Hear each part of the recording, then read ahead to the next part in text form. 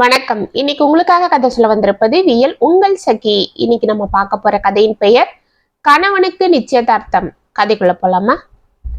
வா சுந்தரி, என்ன இவ்வளவு தூரம் வந்துட்ட என்று கேட்டுக்கொண்டே கேட்டை திறந்து சுந்தரியை உள்ளே அழைத்து சென்றாள் கோமதி. கும்பகோணத்துல எங்க அண்ணன் மருமகளுக்கு வளகாப்பு, அதுதான் வந்தேன். அப்படியே ஞாபகம் வந்தது. சரி, இவ்வளவு தூரம் வந்துட்டோம், பக்கத்துல தானே, ஒரு எட்டு உன்னை பார்த்துட்டு போலான்னு வந்தேன்.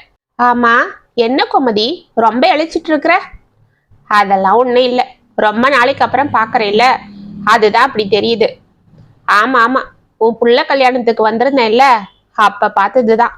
ஆமா, உன் பிள்ளைக்கு கல்யாணம் முடிஞ்சு என்ன ஒரு 3 வருஷம் இருக்குமா? ஆமா, இந்த கார்த்திகை வந்தா 3 வருஷம் முழுசா முடிய போகுது. அப்ப உன் பேர பிள்ளைக்கு 2 வயசு ஆகியிருக்கும். ஆமா, பேர் என்ன, பேத்தியா? வளகாப்புக்கு கூட சொல்லவே இல்லையே, கண்ணு பட்டுடோன்னு சொல்லாம விட்டுட்டியா என்று கேட்டுக்கொண்டே சோஃபாவில் அமர்ந்தாள். அட நீ வேற, என் மருமக உண்டாகி இருந்தா நான் சொல்லாம இருப்பனா? அதெல்லாம் ஒண்ணும் இல்லை என்று சலித்து கொண்டே கோமதி அவள் அருகில் அமர்ந்தாள். என்ன சொல்ற? அப்போ மருமக இன்னும் உண்டாகாம தான் இருக்காளா? நான் கூட சரி, நீ புள்ள பிறந்தத வெளியில சொல்லாம வீட்டோட செஞ்சிட்டியோன்னு இல்லை நினைச்சேன். அதெல்லாம் ஒண்ணும் இல்லை, ஒத்த புள்ளைய பெத்து வச்சிருக்கேன், அவனுக்கு ஒரு வாரிசு பிறந்தா அதை 4 பேருக்கு சொல்லாம செய்வனா என்று கோமதி சலித்து கொண்டே கூற, வாங்கம்மா என்று அழைத்து கொண்டு சிரித்த முகத்துடன் சுந்தரிக்கு தண்ணீர் கொண்டு வந்து கொடுத்தாள் ரேவதி. வாமா, எப்படி இருக்கிற? குமார் தம்பி எப்படி இருக்கு? நாங்க நல்லா இருக்கோம்மா, அவர் வேலைக்கு போயிருக்காரு. அப்படியா? ஆமா, என்ன உனக்கு அடையாளம் தெரியுதா? நான் உன் மாமியார் ஊர் தான். நாங்க சின்ன வயசுல இருந்து ஒன்னா வளர்ந்தவங்க, ஒண்ணுக்குள்ள ஒண்ணு. கல்யாணத்துக்கு அப்புறம்தான் ஆளுக்கு ஒரு தசையா போயிட்டோம் என்று சிரித்து கொண்டே அவள் கையிலிருந்த தண்ணீரை வாங்கி குடித்தாள். தெரியுமா, அத்தை அடிக்கடி உங்களை பத்தி சொல்லுவாங்க, ஆல்பத்துல கூட பார்த்திருக்கேன், கல்யாணத்திலயும் பார்த்த ஞாபகம் இருக்கு. பரவாயில்ல கோமதி, உன் மருமக நல்ல ஞாபக சக்தி உள்ளவளாதான் இருக்கா என்று சிரித்தாள் சுந்தரி. என்ன இருந்து என்ன பிரயோஜனம், காலத்துல நடக்க வேண்டியது ஒன்னும் காணுமே என்று கோமதி முணுமுணுக்க ரேவதியின் முகம் வாடியது. சரிம்மா, நான் போய் சாப்பாடு எடுத்து வைக்கிறேன், நீங்க போய் முகம் அலம்பிக்கிட்டு வாங்க, சாப்பிடலாம். அத்தை, அம்மாவை கூட்டிட்டு வாங்க அத்தை என்று கூறிவிட்டு உள்ளே சென்றாள். நீ போய் எல்லாம் எடுத்து வை என்று கூறிய கோமதி, வா சுந்தரி, கை கால் அலம்பிப்ப என்றாள். ஆமா, உன் பையன் எப்ப வருவான்? அவன் சாயங்காலம் தான் வருவான், நீ வா என்று அவளை உள்ளே அழைத்து சென்றாள். இருவரும் சாப்பிட்டு முடித்ததும் தோட்டத்தில் இருந்த பாதாம் மரத்தடியில் கயிற்று கட்டிலை போட்டு படுத்தனர். மாலை 4 மணிக்கு சூடாக வாழைக்காய் பஜ்ஜியும் ஃபில்டர் காஃபியும் கொண்டு வந்து அவர்களை எழுப்பி கொடுத்தாள் ரேவதி. அதை ருசித்து சாப்பிட்ட சுந்தரி காப்பியை குடித்து முடித்ததும், ஆஹா, என்ன பிரமாதமா சமைக்கிறவ மருமக, மதியம் சாப்பாடு கூட நல்லா ருசியா இருந்தது, இப்ப இந்த பஜ்ஜி அருமை, காஃபியும் பிரமாதமா இருக்கே, உனக்கு இனிமே என்ன குறை என்று சிரித்தாள். ஆமா, குறையில்லாத மனுஷங்க யாரு இருக்கா என்று பெருமூச்சு விட்டு கொண்டு காப்பியை குடித்தாள் கோமதி. ஏன் அப்படி சொல்ற? உனக்கு என்ன குறை?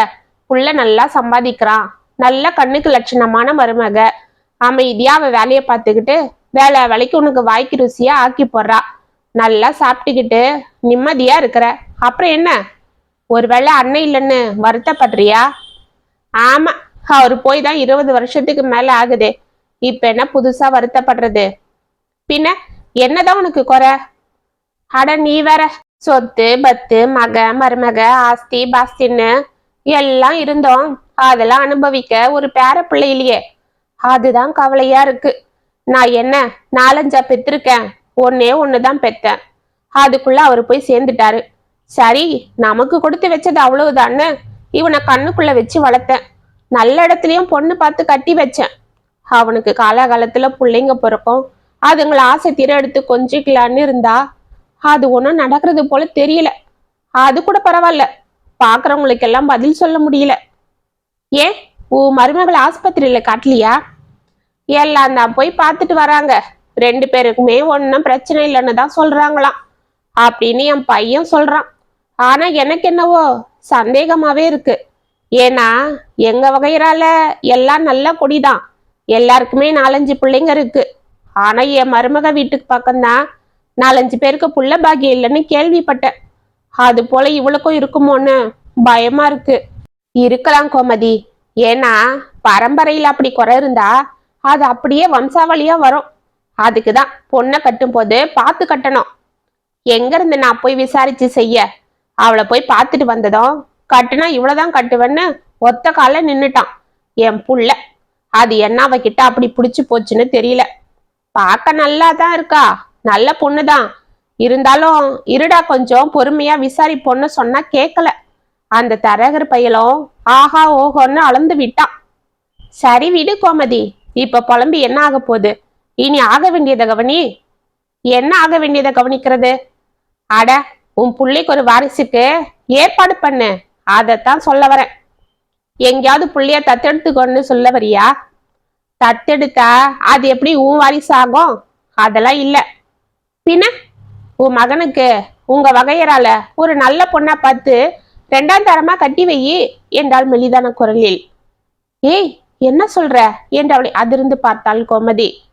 நீ தான் சொன்ன இல்ல, உன் பக்கத்துல எல்லாருக்கும் புள்ள பாக்கியம் இருக்கு, எங்க குடி நல்ல குடின்னு. அது சரி, ஆனா இந்த புள்ளைய விட்டுட்டு இந்த பாரு, இது நல்ல புள்ளதான், நான் இல்லைன்னு சொல்ல வரல. அதுக்காக உன் பிள்ளைக்கு ஒரு வாரிசு வேண்டாமா? யோசி. அதெல்லாம் சரிதான். ஆனா என் புள்ள இவ பேர்ல உயிரே வச்சிட்டு இருக்கானே. அவ புள்ள உண்டாகாததை பத்தி எதனா பேச்சு எடுத்தாலே வரிஞ்சு கட்டிக்கிட்டு வந்துடுவானே. அதுக்கு பயந்துகிட்டே நான் எதுவும் சொல்லாம இருப்பேன். இப்ப இந்த விஷயத்த சொன்னா அவ்வளவுதான், வானத்துக்கும் பூமிக்கும் குதிப்பான். இதோ பாரு, நீ தான் எப்படியாவது பேசி அவன் மனசை மாத்தணும். இல்ல நாளைக்கு உனக்கு தான் அது சிரமமா போயிடும். நீ ஆசைப்படுற பாரு, கண்ணு முடுறதுக்குள்ள என் பேர பிள்ளைங்களை பார்க்கணும்னு, அந்த ஆசை வெறும் ஆசையாதான் இருக்கும் என்றாள். இப்ப நான் என்ன செய்யறது சுந்தரி? இந்த பாரு, உன் பிள்ளைகிட்ட 2வது கல்யாணத்துக்கு பேசிப்பாரு. அவன் ஒத்துக்கிட்டா பொண்ணை பார்ப்போம். எங்க சொந்தத்துல கூட பொண்ணு இருக்கு, சொல்லி விடுறேன். அப்படி அவன் ஒத்துக்கலன்னா பேசாம நீயே ஒரு பொண்ணை பார்த்து கல்யாணத்துக்கு ஏற்பாடு பண்ணிடு. அது எப்படி? அட, எல்லாமே நானே சொல்லி கொடுக்கணும் உனக்கு. ஒரு நல்ல நாளை பார்த்து நிச்சயத்தை முடிச்சிருவோம். அதுக்கப்புறம் அவன் என்ன சொல்லிட போறான்?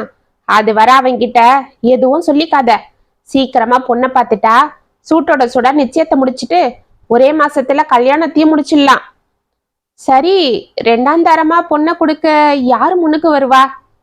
அட நீ ஒண்ணு. நம்ம சனத்துல எத்தனை பிள்ளைங்க இருக்குதுங்க தெரியுமா? வசதி வாய்ப்பு இல்லாததால அழகு அடக்கம் எல்லாருக்கும் கல்யாணம் ஆகாம கிடக்குதுங்க. அவங்கள ஒரு நல்ல பொண்ணா பார்த்தா போச்சு. அப்படியா சொல்ற? ஆனா ரேவதி இதுக்கு என்ன சொல்லுவாளோ? நான் ஒன்னும் சொல்ல மாட்டேன் அத்தை, என்னை பத்தி கவலைப்படாதீங்க. அவர் நல்லா இருந்தா அது போதும். இந்த வீட்டுக்கு என்னாலதான் ஒரு வாரிசை கொடுக்க முடியல. வர்ற பொண்ணு மூலமாவது அது கிடைச்சா அதுவும் என் குழந்தை தானே. ஆனா ஒன்னே ஒண்ணு மட்டும் கேட்டுக்கிறேன் அத்தை, தயவு செஞ்சு என்னை இந்த வீட்டை விட்டு மட்டும் போக சொல்லிடாதீங்க. அவரை பார்க்காம என்னால் இருக்க முடியாது என்று கையெடுத்து வணங்கி விட்டு அழுது கொண்டே உள்ளே ஓடினாள். அவளை இருவரும் அதிர்ந்து பார்த்து கொண்டிருந்தனர். கோமதியின் முகம் வேதனையை காட்டியது. அவள் கைகளை பிடித்து கொண்ட சுந்தரி, இதோ பாரு கோமு, நீ ஒன்னும் சங்கடப்படாத. பாவம், அந்த பொண்ணை பார்த்தா எனக்கும் கவலையாதான் இருக்கு. ஆனாலும் என்ன செய்யறது? அவளால ஒரு புள்ளைய பெத்து கொடுக்க முடியலையே. அதுக்கு தானே இதெல்லாம் நாம செய்யறோம். அவ பாட்டுக்கு இங்க இருந்துட்டு போகட்டும், அவளை ஒன்னும் சொல்லிடாத. அவதான் கல்யாணத்துக்கு ஒத்துக்கிட்டா இல்ல, அப்புறம் என்ன? நான் இன்னைக்கே ஊருக்கு போய் பொண்ணை பாக்குறேன். ஒரு 4-5 பிள்ளைங்க இருக்காங்க, அவங்க போட்டோ ஜாதகம்லாம் அனுப்புறேன். நீ பாரு, எது சரிப்படுதோ அதை பேசி முடிச்சிடலாம் என்று எழுந்து கொண்டாள். கோமதி ஏதோ யோசனையோடே தலையாற்றினாள். அன்று இரவு குமார் ஆபீஸில் இருந்து வந்ததும் அவனுக்கு உணவு பரிமாறினாள் ரேவதி. அவள் முகத்தையே பார்த்து கொண்டிருந்த குமார், அம்மா சாப்பிட்டாங்களா ரேவதி என்றான் மெதுவாக. சாப்பிட்டு இப்பதான் படுக்க போனாங்க என்றாள். அவன் முகத்தை நிமிர்ந்து கூட பார்க்காமல். சரி, இப்படி வந்து உக்காரு என்று அவள் கைகளை பிடித்து தனது அருகில் இருந்த சேரில் அமர வைத்து கொண்டான். நீங்க சாப்பிடுங்க என்றாள் அமைதியாக. நான் சாப்பிட்றேன், அதுக்கு முன்னாடி நீ சொல்லு, ஏன் ஒரு மாதிரி டல்லா இருக்கிற? நானா? அதெல்லாம் ஒன்றும் இல்லையே. இதோ பாரு, நான் உன் புருஷன், நீ என் பொண்டாட்டி. அது மட்டும் இல்லை, என் உயிர். உன்னோட ஒவ்வொரு அசைவுகளையும் வச்சியே உன் மனசுல இருக்கிறத கண்டுபிடிச்சிடுவேன். சொல்லு, இன்னைக்கு யாராவது நம்ம வீட்டுக்கு வந்திருந்தாங்களா என்றான். அவனை டக்குன்னு நிமிர்ந்து பார்த்து ஆமாங்க என்று தலையை ஆட்டினாள். யாரு, உங்க சொந்தக்காரங்களா இல்ல எங்க சொந்தக்காரங்களா என்று கேட்டுக்கொண்டே சாதத்தை பிசைந்தான். சொந்தக்காரங்க யாரும் இல்ல, அத்தையோட ஃப்ரெண்டு சுந்தரி அம்மா. சுத்தம். சரி, அதுக்கப்புறம் என்ன நடந்திருக்கோன்னு எனக்கே தெரியும், நீ பேசாம வேலையை பாரு என்று சாப்பிட ஆரம்பித்தான். அது இல்லைங்க, அவங்க என்ன சொன்னாங்கன்னா அது எனக்கே தெரியும் ரேவதி, வேணும்னா சொல்லவா, சரியான்னு பாத்துக்க. அவங்க நமக்கு இன்னும் குழந்தை பிறக்கலன்னு கேட்டிருப்பாங்க. அதுக்கு அம்மா ஒரு பாட்டு கச்சேரியை நடத்தி புலம்பி தீர்த்திருப்பாங்க. அதை கேட்டு நீ அழுதுருப்ப, அதுதானே? நான் உனக்கு எத்தனை வாட்டி சொல்றது, யாராவது வந்து குழந்தைய பத்தி கேட்டா எதுவும் காதுல போட்டுக்காத. எங்க அம்மா யார்கிட்டயாவது எதனா சொன்னா அதை கவனிக்காம உன் வேலையை பாருன்னு சொன்னா நீயும் கேட்க மாட்ட, எங்க அம்மாவும் சும்மா இருக்க மாட்டாங்க. இல்லைங்க, அது இல்ல, நான் என்ன சொல்றேன்னா. என்ன சொல்லு என்றவளை உற்று பார்த்தான். நமக்கும் கல்யாணம் ஆகி 3 வருஷம் ஆகுது. ஆமா, இன்னும் எனக்கு குழந்தை பிறக்கல. அது ஒன்றும் உன் தப்பு இல்லையே, என் மேல கூட குறை இருக்கலாம். அதுதான் டாக்டர் டெஸ்ட் பண்ணிட்டு உங்களுக்கு எந்த குறையும் இல்லைன்னு சொல்லிட்டாரு. உனக்கு கூட தான் குறை இல்லைன்னு சொன்னாரு. அப்ப ஏன் நீ மட்டும்தான் அதுக்கு காரணம் போல பேசுற? சரிங்க, குறை யார் மேல இருந்தா என்ன, அதை விடுங்க. இப்ப அது இல்ல பிரச்சனை. பின்ன என்ன உன் பிரச்சனை? இதோ பாருங்க, இப்ப நான் சொல்றத கேட்டுட்டு நீங்க கோவப்படக்கூடாது. அதையும் சொல்லிடு என்று திரும்பி அமர்ந்தான். நீங்க சாப்பிடுங்க, அப்புறமா. வேண்டாம் வேண்டாம், நீ விஷயத்த சொல்லு, நான் அப்புறமாவே சாப்பிட்டுக்கிறேன். இதோ பாருங்க, நமக்கு கல்யாணம் ஆகி 3 வருஷம் ஆகுது. அத்தைக்கும் வயசாகிட்டே போகுது. அவங்க மனசுலயும் பேரம் பேத்தி எடுத்து கொஞ்சணும்னு ஆசை இருக்கும். என்னாலதான் அந்த ஆசையை நிறைவேற்ற முடியல. அதனால அதனால என்றவளை முறைத்து பார்த்தான். பயத்தோடு அவனை நிமிர்ந்து பார்த்தவள், அதனால நீங்க இன்னொரு கல்யாணம் பண்ணிக்கிட்டா அந்த பொண்ணு உங்களுக்கு ஒரு வாரிசு கொடுக்கலாம் இல்ல, அத்தைக்கும் அவங்க ஆசை நிறைவேறும், நானும் நிம்மதியா இருப்பேன். நீ நிம்மதியா இருப்ப, ஆனா என்னால இருக்க முடியுமா என்று கத்தி கொண்டே சேரை பின்னால் தள்ளிவிட்டு ஆவேசமாக எழுந்தான். ரேவதி பயந்து நடுங்கி கொண்டு மெதுவாக எழுந்தாள். இதோ பாரு, உனக்கும் எங்க அம்மாக்கும் சேர்த்துதான் நான் இதை சொல்றேன். இனிமே எனக்கு 2வது கல்யாணம் பண்ணணும், வீட்டுக்கு வாரிசு வேணும், அது இதுன்னு ஏதாவது உளறிக்கிட்டு இருந்தீங்க அப்புறம் நான் என்று கையை உதறிவிட்டு தனது தாயின் அறையை முறைத்து பார்த்து கொண்டே உள்ளே சென்றான். ரேவதி கலங்கி போய் அமைதியாக சேரில் அமர்ந்தாள். உள்ளே படுத்துக்கொண்டு இதையெல்லாம் கேட்டுக்கொண்டிருந்த கோமதிக்கு முகமெல்லாம் வெறுத்திருந்தது. 2 நாட்கள் கழித்து சுந்தரியிடமிருந்து போன் வர, அட நீ ஒண்ணு சுந்தரி, பொண்ணு பார்க்க வரதாவது ஒன்னாவது. ஏன் கோமதி, ஏன் இப்படி பேசுற? அன்னைக்கு நான் எல்லாம் சொல்லிட்டு தானே வந்தேன், திரும்ப என்னாச்சு? அன்னைக்கு ராத்திரி என் பிள்ளைகிட்ட என் மருமக 2வது கல்யாணத்தை பத்தி பேச்செடுத்தா. அவ்வளவுதான், அவளை பிடிச்சி உலுக்கிட்டான். என்னையும் தான். நல்ல வேலை, நான் தூங்குறது போல பாசாங்க பண்ணிக்கிட்டு உள்ளேயே படுத்திருந்தேன். வெளியில போயிருந்தேன், அவ்வளவுதான் என்றால் நடுங்கி கொண்டு. அட நீ வேற, எல்லாம் இப்ப அப்படிதான் சொல்லுவானுங்க. நாளைக்கே புது பொண்ணை பார்த்துட்டா பேசாம இருந்துடுவானுங்க. இந்த பயலுகளை பத்தி எனக்கு தெரியாதா? அதெல்லாம் நீ ஒன்னும் கவலைப்படாத, நான் பொண்ணு எல்லாம் பார்த்துட்டேன். பொண்ணு பேரு லாவண்யா, நல்லா சிகப்பா அழகா உன் பையனுக்கு ஏத்தா போல இருக்கா. +2 வரை படிச்சிருக்கா. அவளுக்கு மேற்கொண்டு படிக்கணும்னு தான் ஆசை. ஆனா அவங்க அப்பனுக்கு படிக்க வைக்க வசதி இல்லை. வரிசையா 3 பொம்பளை பொண்ணுங்களை பெத்துட்டான். இதுதான் மூத்தது. அதனால ஏதோ ஒரு இடத்துல பிடிச்சி தள்ளுனா போதுன்னு இருந்தான். நான் தான் ஏதோ ஒரு இடம் என்ன காசி, எனக்கு தெரிஞ்ச நல்ல குடும்பமே இருக்குன்னு சொன்னேன். சரி சரி, இப்பத்திக்கு உன் பிள்ளைகிட்ட எதுவும் சொல்லிக்காத. நீ மட்டும் நாளைக்கு கிளம்பி வந்து பொண்ணை பாரு. அடுத்த மாசமே நாள் நல்லா இருக்கு. கையோட உன் வீட்டுல வச்சு நிச்சயத்தை முடிச்சிடுவோம். ஏன்னா உன் பிள்ளைகிட்ட விஷயத்த சொல்லி கூட்டிட்டு வர முடியாது. அங்கன்னா அவன்கிட்ட அன்னைக்கே சொல்லிக்கலாம். அவன் எப்பவும் போல வேலைக்கு போகட்டும். சாயங்காலம் வந்ததும் எல்லாரையும் பார்த்தா அமைதியாயிடுவான். நாம எல்லா ஏற்பாடும் பண்ணிடுவோம். 2வது கல்யாணம் தானே, உன் பக்கம் முக்கியமானவங்க, அவங்க பக்கத்துல முக்கியமானவங்களை மட்டும் கூப்பிட்டு பண்ணிக்கலாம் என்றாள். எனக்கு என்னவோ பயமா இருக்கு. அவன் சாயங்காலம் வந்து கத்தி அமக்கலம் பண்ணிட்டா? அதெல்லாம் பாத்துக்கலாம். பொண்ணை பார்த்துட்டா அவன் வாயை கூட திறக்க மாட்டான். அப்படி இருக்கா பொண்ணு என்று சிரித்து கொண்டே போனை வைத்தாள். மறுநாள் கோமதி சென்று பெண்ணை பார்த்து விட்டு வர அவளுக்கு மிகவும் திருப்தியாக இருந்தது. நிச்சயத்துக்கு நாள் குறித்து கொண்டு வந்து தனது மருமகளிடம் மட்டும் விஷயத்தை கூறினாள். ரேவதி அமைதியாக தலையை ஆட்டினாள். இருவரும் குமாருக்கு தெரியாமல் நிச்சயதார்த்தத்திற்கு அனைத்து ஏற்பாடுகளும் செய்ய அந்த நாளும் வந்தது. காலை குமார் ஆபீஸுக்கு புறப்பட்டு சென்றதும் பெண் வீட்டார் வந்து இறங்கினார். ரேவதியை அனைவருக்கும் சமைத்து விருந்து பரிமாறினாள். ரேவதியை பார்த்து அனைவரும் ஏதோ பேசிக்கொள்ள அவள் அமைதியாக தனது வேலைகளை பார்த்து கொண்டிருந்தாள். உள்ளே சென்று அவள் எட்டி பார்க்க அங்கே லாவண்யா ஏதோ யோசனையோடு அமர்ந்திருந்தாள். அவளது தாய் அவளிடம் ஏதோ காரசாரமாக பேசிக் கொண்டிருந்தாள். எதற்கும் பதில் சொல்லாமல் அவள் தலையை குனிந்து கொண்டு அமர்ந்திருக்க இதை ஜன்னலில் இருந்து பார்த்துவிட்டு அமைதியாக சென்று விட்டாள் ரேவதி. மாலை நிச்சயதார்த்தத்திற்கு அனைத்தும் எடுத்து வைத்துக் கொண்டிருந்த ரேவதி வெளியே குமாரின் வண்டி சத்தத்தை கேட்டு கடகடவென வாசலுக்கு ஓடினாள். தனது வீட்டையே ஆச்சரியமாக பார்த்து கொண்டு வண்டியை நிறுத்தி கொண்டிருந்த குமாரின் அருகில் சென்று, வாங்க, பேக் இப்படி கொடுங்க என்று அவன் கையில் இருந்த பேக்கை வாங்கினாள். ஆமா ரேவதி, என்னம்மா, என்ன இன்னைக்கு நம்ம வீட்டுல தோரணெல்லாம் கட்டியிருக்கு, உள்ள நிறைய பேர் இருக்காங்க போல தெரியுது, என்ன விஷயம்? நான் காலையில போகும்போது கூட ஒன்னும் சொல்லலையே என்று ஒன்றும் புரியாமல் அவளை பார்த்தான். இதற்குள் வாங்க மாப்பிள்ள வாங்க என்று அழைத்து கொண்டு அவர்கள் சொந்தங்களில் ஒருவர் வெளியே வர, வாங்க மாமா, நீங்க எப்ப வந்தீங்க? சொல்லாம கொள்ளாம திடுதிடுப்புன்னு வந்திருக்கீங்க என்றான் ஆச்சரியமாக. அட என்ன மாப்பிள்ள தமாஷ் பண்ணிக்கிட்டு, சரி சரி சீக்கிரமா உள்ள வாங்க, நேரம் ஆகுது, 6 மணிக்குள்ள நடத்தி முடிச்சிடணும், அதுக்கப்புறம் அவங்களும் கிளம்பி போகணும் இல்ல என்று கூறிவிட்டு உள்ளே சென்றார். ஏய் ரேவதி, என்ன இது, யாரு வந்திருக்கா, என்ன நடக்கணும்னு அவரு சொல்லிட்டு போறாரு என்றான். அது வந்துங்க, நீங்க முதல்ல உள்ள வாங்க, அப்புறமா நான் எல்லாம் சொல்றேன் என்றாள் படபடப்பாக. இந்த பாரு, எதுவா இருந்தாலும் இப்பவே எல்லாம் சொல்லு, இங்க என்ன நடக்குது? அது ஒண்ணு இல்ல, சும்மா சிம்பிளா சிம்பிளா என்று அவளை முறைத்து பார்த்தான். கோவப்படாதீங்க, நான் சொல்றதை கேளுங்க, எல்லாரும் வந்திருக்காங்க, அப்புறம் அத்தைக்கு அசிங்கமா போயிடும். நான் கேட்டதுக்கு பதில சொல்லு, இங்க என்ன நடக்குது?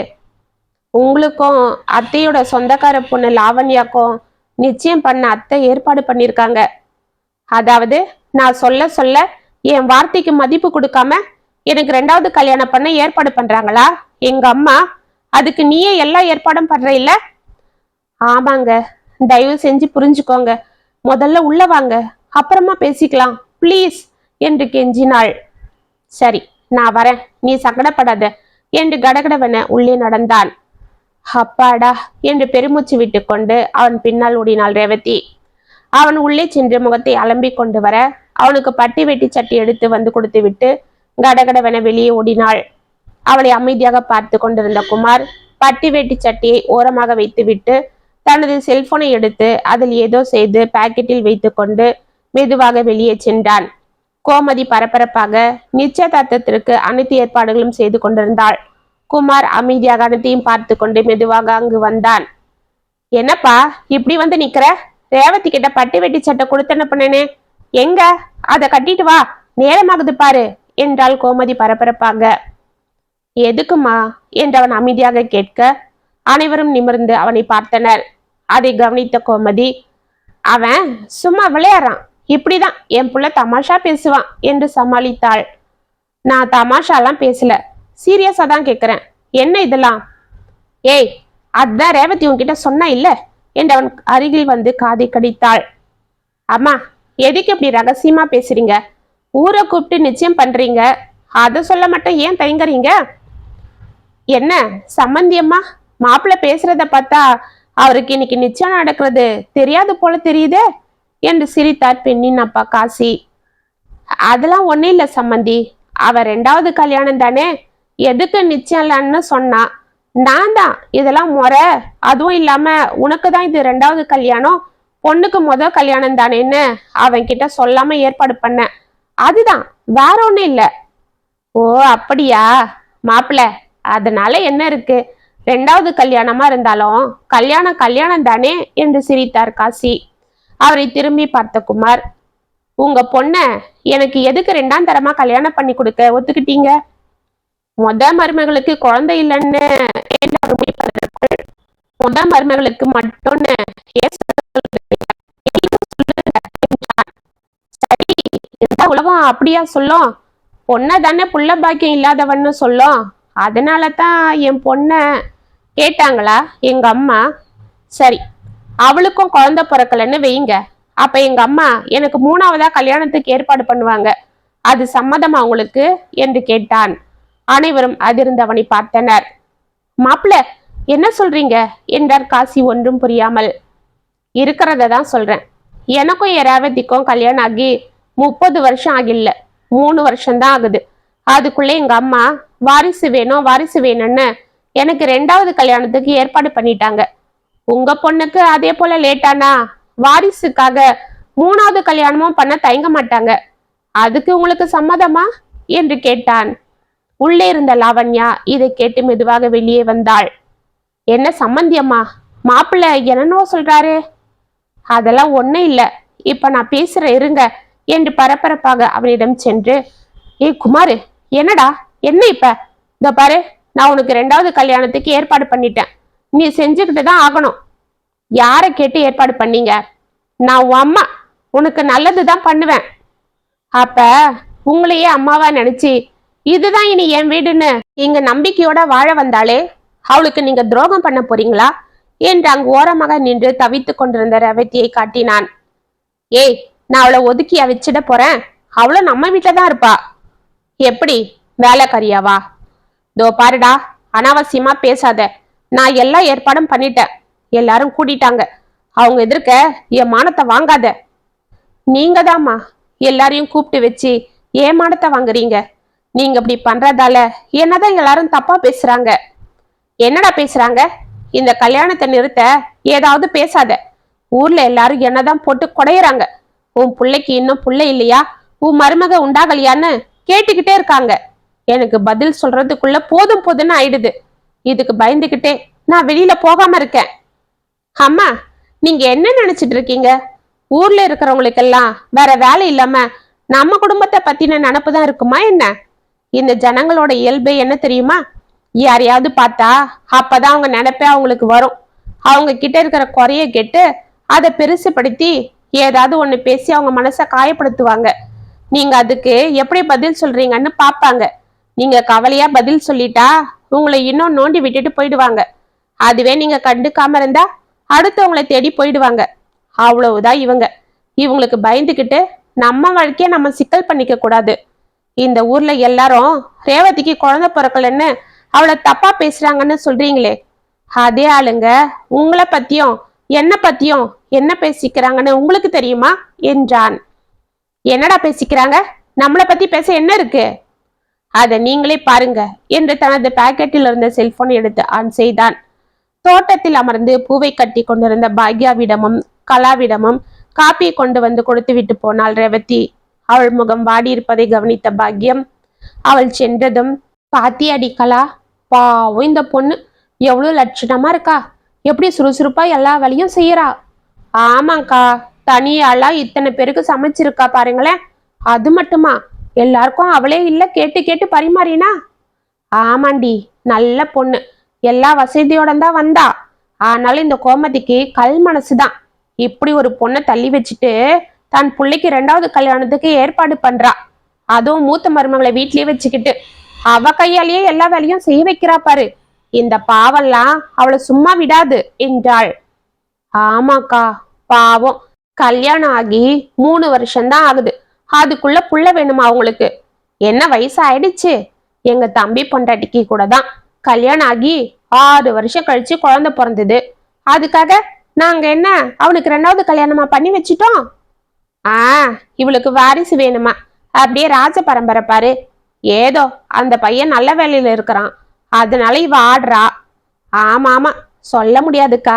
அந்த பையன் கிட்ட கூட குறை இருக்கலாம், யாரு கண்டது என்று கலா மெலிதாக கூற, இதை பார்த்த கோமதியின் முகம் கோபத்தால் சிவந்தது. இது மட்டும் இல்லம்மா, இன்னும் பாருங்க, நிறைய இருக்கு. உங்க ஃப்ரெண்டு சுந்தரி அத்தை பேசினதும் இருக்கு, போட்டு கட்டவா என்றான். அதெல்லாம் எதுக்கு தம்பி என்று சுந்தரி பதறிக்கொண்டு அங்கு வர அவளை முறைத்த கோமதி, வேண்டாண்டா போதும் என்றாள் கோபமாக. அம்மா, வாரிசு வேணும் வாரிசு வேணும்னு நீங்க உங்க சுயநலத்தை பத்தி மட்டும்தான் நினைச்சு இந்த கல்யாணத்துக்கு ஏற்பாடு பண்ணீங்க. ஆனா இதனால 2 ஜீவன்கள் பாதிக்கப்படுறத நீங்க நினைக்கல. யார சொல்ற என்றாள் கோமதி. வசதி இல்லாதவங்கன்னா 2வது கல்யாணத்துக்கு ஒத்துப்பாங்கன்னு. பாவம் அந்த சின்ன பொண்ணுக்கு இதுல விருப்பம் இருக்கா இல்லையான்னு கூட கேட்காம நீங்கெல்லாம் சேர்ந்து இந்த கல்யாணத்துக்கு ஏற்பாடு பண்ணீங்க. ஆனா அந்த பொண்ணுக்கு இதுல கொஞ்சம் கூட விருப்பம் இல்ல. அவளுக்கு படிக்கணும்னு ஆசை, வேலைக்கு போய் தன்னுடைய சொந்த கால்ல நிக்கணும்னு ஆசை. வசதி இல்லாத வீட்டுல பிறந்த பாவத்துக்கு அவ ஆசையெல்லாம் அழிச்சுக்கிட்டு ஒரு குழந்தை பெத்து கொடுக்க அவளை கொண்டு வந்து இப்படி 2ஆம் தரமா கட்டி கொடுக்கணுமா? அவ என்ன குழந்தை பெத்து போடுற மிஷினா? அவளுக்கு உணர்ச்சி இல்ல, ஆசை இல்ல, வாழ்க்கையை பத்தின கனவு இல்ல. அனைவரும் அவனை அதிர்ந்து பார்த்து கொண்டிருக்க, ஐயா இதோ பாருங்க, உங்க பொண்ணு ஆசை போல அவளை நல்லா படிக்க வைங்க, அவளை வேலைக்கு அனுப்புங்க. அவ சொந்த கல்ல முதல்ல நிக்கட்டும், அப்புறமா அவளை தன் வாழ்க்கையை நல்லபடியா அமைச்சுப்பா, உங்களையும் காப்பாத்துவா. அவ படிப்புக்கான செலவை நானே பாத்துக்கிறேன், ஒரு அண்ணனா என்றான் காசியை பார்த்து. அண்ணா என்று ஓடி வந்து அவன் காலில் விழுந்தாள் லாவண்யா. அவளை வாரி எடுத்தவன், இதோ பாருமா, இங்க நடந்ததெல்லாம் மறந்துடு. முன்னாடியே இது எனக்கு தெரிஞ்சிருந்தா நான் இதுக்கு சம்மதிச்சிருக்க மாட்டேன். சரி, போனதெல்லாம் போகட்டும், நீ நல்லா படி, உன் லட்சிய பாதையில தைரியமா பயணம் செய், அண்ணன் நான் இருக்கேன் என்றான். அவனை கையெடுத்து வணங்கிய லாவண்யா, அண்ணா என்னோட கனவுலாம் எங்க ஆரம்பத்திலேயே கருகிடும்னு நான் பயந்துட்டு இருந்தேன். ஆனா அதுக்கு நீங்க உயிர் கொடுத்துட்டீங்க. ஆமா, உங்களுக்கு எப்படி இதெல்லாம் தெரியும் என்றால் கண்களை துடைத்து கொண்டு. நீ உங்க அம்மா கிட்ட அழுது பேசிட்டு இருந்தத தோ இதுல ரெக்கார்ட் பண்ணிருக்கேன் பாரு. ஊர் என்ன சொல்லும், ஊர் என்ன நினைக்கும்னு ஊருக்காகவே புலம்பிட்டு இருந்த எங்க அம்மாக்கு புரிய வைக்க இங்க என்ன நடக்குது, எல்லாரும் என்ன பேசிக்கிறாங்கன்னு இந்த செல்லுல ரெக்கார்ட் பண்ணி அதை அவங்களுக்கு போட்டு காட்ட நான் யாருக்கும் தெரியாம எல்லாத்தையும் வீடியோ எடுத்தேன். அப்பதான் ரூம்ல நீயும் உங்க அம்மாவும் பேசினதையும் கேட்டேன் என்றான். லாவண்யா புன்னகை செய்துவிட்டு, சரி, இன்னொருத்தரும் இதுல காயப்படுறாங்கன்னு சொன்னீங்களே, அது ரேவதி அக்காவை தானே சொன்னீங்க என்றாள். ஆமாம்மா, எந்த ஒரு பொண்ணுக்கும் வரக்கூடாத ஒரு நிலைமை என் ரேவதிக்கு ஏற்படுத்தி கொடுத்துட்டாங்க எங்க அம்மா. தான் புருஷன் வேற ஒரு பொண்ணு கிட்ட பேசுறதே தாங்கிக்க முடியாதவங்க பொண்ணுங்கன்னு சொல்லுவாங்க. அதுவும் என் ரேவதி என் மேல உயிரே வச்சிட்டு இருக்கா. நான் ஆபீஸ்ல இருந்து வர 10 நிமிஷம் லேட் ஆனாலும் வாசலுக்கும் ஹாலுக்கும் நடையா நடந்து தவிச்சிடுவா. அப்படிப்பட்டவ இன்னைக்கு என்னை மொத்தமா ஒருத்திக்கிட்ட தாரவாத்து கொடுத்துட அவளே ஏற்பாடு பண்ண வச்சுட்டாங்க எங்க அம்மா. அவங்க மனசு கஷ்டப்படக்கூடாது, எனக்கும் நிம்மதி வேணுன்றதுக்காக அந்த பைத்தியமும் இதுக்கு சம்மதிச்சுட்டு சந்தோஷமா இருக்கிறது போல வெளியில காமிச்சுக்கிட்டாலும் அவ மனசுக்குள்ள புழுங்குறத நான் பார்த்துக்கிட்டு தான் இருக்கிறேன். இல்ல, உணர்ந்துகிட்டு தான் இருக்கிறேன். ஏன்னா அவ உயிரும் ஏன் உயிரும் எப்போ ஒன்னாயிடுச்சு.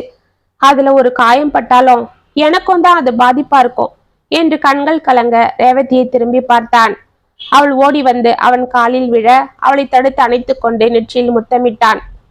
எங்க அம்மா செஞ்ச தப்புக்காக நான் மன்னிப்பு கேட்டுக்கிற ரேவதி, இந்த ஜென்மத்துல இல்ல, இனி வர எந்த ஜென்மத்திலையும் நீதான் எனக்கு பொண்டாட்டி, நீ மட்டும்தான் எனக்கு பொண்டாட்டி என்றான். அனைவரும் அவர்களை அதிர்ந்து பார்த்து கொண்டிருக்க கோமதி கண்களை துடைத்து கொண்டே தனது மருமகளிடம் மன்னிப்பு கேட்க சென்றாள். இதற்குள் ரேவதி மயக்கம் போட்டு சாய அனைவரும் பதறி போயினர். ரேவதி என்னம்மா என்று அவளை தாங்கி பிடித்து மடியில் போட்டுக்கொண்டு அமர்ந்தான் குமார். ரேவதி என் தங்கம் என்னம்மா ஆச்சு என்று கோமதி பதற, டாக்டரை கூப்பிடுங்க, டாக்டரை கூப்பிடுங்க என்று கூட்டத்தில் ஒருவருக்கொருவர் கத்தினர். அதெல்லாம் எதுக்கு, நான் பாக்குறேன், தள்ளு என்று கூட்டத்தை விலக்கி கொண்டு அங்கு வந்த மூதாட்டி ரேவதியின் கையை பிடித்து நாடி பார்த்தாள். என்ன அத்தா, என் மருமகளுக்கு என்னாச்சு என்று பதறினாள் கோமதி. எல்லாம் நல்ல விஷயம் தாண்டி, பதறாத. ஏலே குமாரு, உன் ஆத்தா வாரிசு வேணும் வாரிசு வேணும்னு ஊரை கூப்பிட்டு உன் 2வது கல்யாணத்துக்கு ஏற்பாடு பண்ணா. நீ அதை தடுத்து விட்டாலும் இன்னைக்கு இந்த வீட்டுல விசேஷம் நடந்தே ஆகணும்னு இருக்குடா. என்ன புரியலையா?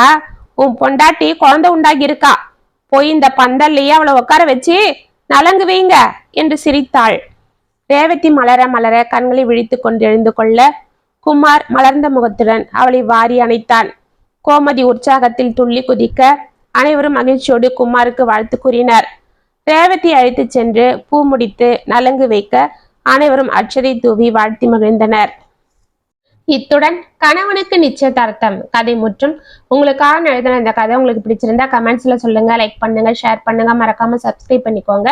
மீண்டும் நாளைக்கு வேற ஒரு சுவாரஸ்யமான கதையோட உங்களை சந்திக்கிறேன். அது வரைக்கும் நிப்பிலே இருங்க. இப்படிக்கு வியல் உங்கள் சகி.